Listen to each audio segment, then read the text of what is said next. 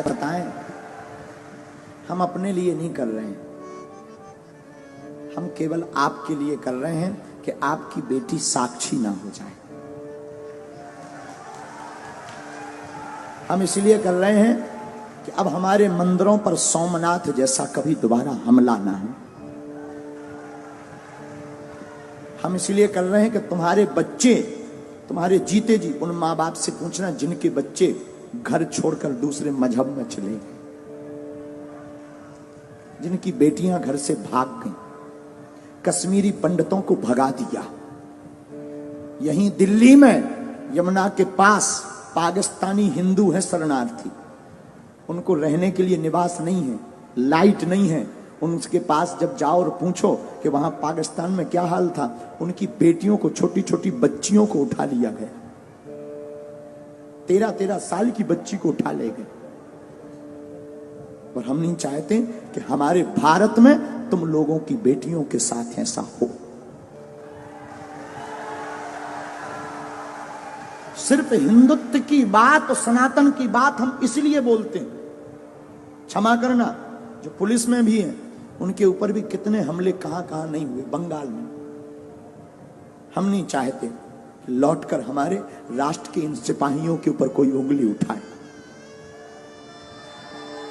इसीलिए हम हिंदुत्व की बात करते हैं, इसीलिए हम सनातन की बात। हमें कोई शौक नहीं चढ़ा है, ना हमें यश पाना है, ना हमें सम्मान, ना हमारी कोई पार्टी है कि हमें राजनीति करनी। हमें कौन सी राजनीति करनी? हम तो तुम्हारे लिए बोल रहे, तुम्हारी आने वाली पीढ़ी के लिए बोल रहे, तुम्हारे लिए जी रहे। वरना हमारा दरबार अच्छा खासा चल रहा है, दरबार में कोई कमी नहीं। हम तो प्रोफेशनली लाइफ जी लेंगे, ज्यादा परेशान होंगे, प्रोफेशनली लाइफ जी लेंगे, अपना दरबार लगाएंगे, बस अपने आराम से रहेंगे, न लेने माधव का न देना माधव का। लेकिन क्या इससे राष्ट्र का भला होगा? नहीं होगा। हम तुम्हारे लिए जी रहे हैं। इस वीडियो को जरूर तुमसे प्रार्थना है कि तुम्हारे अंदर अगर जमीर है, जागो।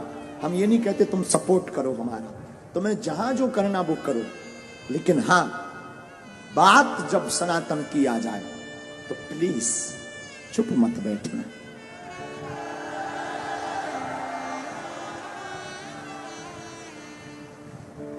इसलिए प्रार्थना है,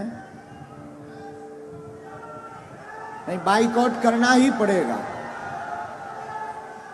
बिना उसके काम भी नहीं चलेगा। जो ऐसा चलाए और जो ऐसा करे उसको देखना, उसके पंडालों में जाना बंद कर दिया जाए।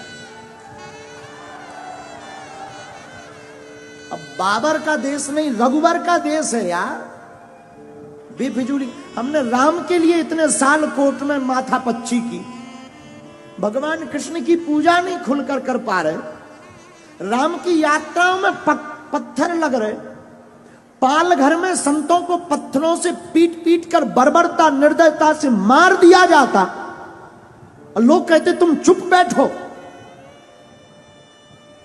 और हां, हमारे बोलने से और तुम्हारे जय श्री राम केवल मोबाइल चलाने से भारत हिंदू राष्ट्र नहीं बनना है। तुम्हें आवाज उठानी पड़ेगी और जैसे को तैसा जवाब देना पड़ेगा। तुम्हें घर से बाहर निकलना पड़ेगा,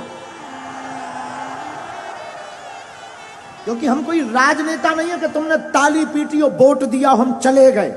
हम सनातन के सिपाही हैं। जब तक तुम्हारे अंदर जुनून और जोश नहीं भर देंगे, जब तक तुम्हें सड़कों पर तूफान, मंदिरों में भीड़, सड़कों पर तूफान चाहिए, हमें राम राज्य से भरा हिंदुस्तान चाहिए।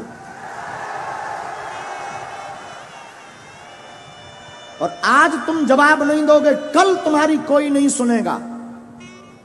5-6 प्रदेश में हिंदू अल्पसंख्यक हो गए, यूपी में भी हो जाओ, भारत में भी हो जाओ। तो अगर नहीं ऐसा चाहते हो तो आओ, चाहते हो तो ठीक है, तुम्हारी इच्छा, हम तो बोल सकते हैं। नहीं चाहते हो, तुम्हारे अंदर जमीर है। हमारे पूर्वजों ने राम के लिए अपने प्राण त्यागे हैं। भारत के लोगों, तुम्हारे पूर्वजों ने संस्कृति और संस्कार और भारत को बचाने के लिए बलिदानियां दी हैं। और तुम इसको थोथा बनाकर गुलाम मत बनवा देना।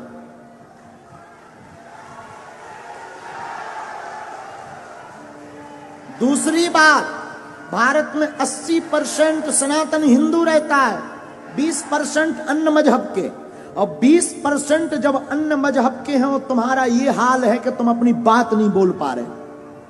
जिस दिन तुम 50% से नीचे आ जाओगे, घरों में नहीं रह पाओगे। और कोई भड़काऊ बात नहीं है, बहुत ही जगाने वाली बात हो। इसके बाद अगर किसी को बुरा लगे तो क्षमा करना। हम तो देखो जगाने आए हैं, जगाने की बात करेंगे। बोलो जय सिया राम। तो कौन कौन तैयार है ऐसे लोगों को जवाब देने के लिए? ऐसी खबर जो भी चला रहा है, कौन कौन जवाब देगा आज ही? पक्का? पक्का?